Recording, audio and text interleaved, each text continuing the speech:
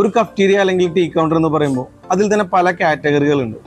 ചായയും സ്നാക്സും മാത്രം ചെയ്യുന്നവർ, അതിനോട് കൂടെ തന്നെ ജ്യൂസും ഷേക്സും ചെയ്യുന്നവർ.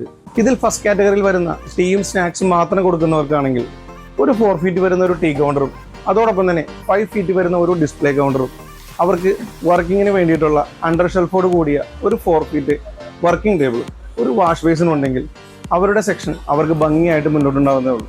അതോടൊപ്പം സെക്കൻഡ് കാറ്റഗറി കൂടിയാണ് നിങ്ങളുടെ ആവശ്യമെങ്കിൽ ഒരു 5 ഫീറ്റ് വരുന്ന ഒരു ജ്യൂസ് കൗണ്ടറും അതോടൊപ്പം തന്നെ 5 ഫീറ്റ് വരുന്ന അണ്ടർ ഷെൽഫോട് കൂടിയ വർക്കിംഗ് ടേബിളും, അവരുടെ റോ മെറ്റീരിയൽസും പാക്കിംഗ് ഐറ്റംസും എല്ലാം കീപ്പ് ചെയ്യാൻ ആവശ്യമായ ഒരു ഷെൽഫ് റാക്കും ഒരു ഫ്രിഡ്ജും ഫ്രീസറും ഉണ്ടെങ്കിൽ നമുക്ക് ഫസ്റ്റ് ആൻഡ് സെക്കൻഡ് കാറ്റഗറിയോട് കൂടിയ ഒരു നല്ലൊരു ടീ ഷോപ്പ് ഓപ്പറേറ്റ് ചെയ്യാവുന്നതേ ഉള്ളൂ.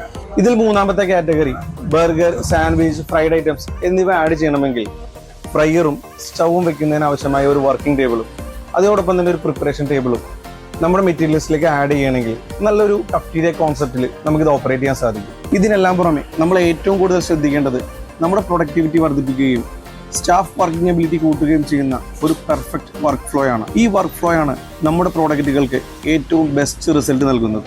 ഇതിൽ ഏത് കാറ്റഗറിയാണ് നിങ്ങൾക്ക് വേണ്ടത്? ആദ്യം നിങ്ങളുടെ ലക്ഷ്യം എന്താണെന്ന് നിങ്ങൾ തിരിച്ചറിയുക. അത് സാക്ഷാത്കരിക്കാൻ ഞങ്ങൾ കൂടെയുണ്ട്.